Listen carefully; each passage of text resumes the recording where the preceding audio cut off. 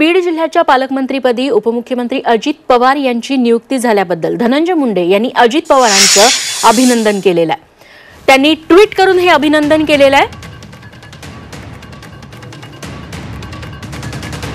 धनंजय मुंडेंनी काय ट्विट केले आपण बघूयात।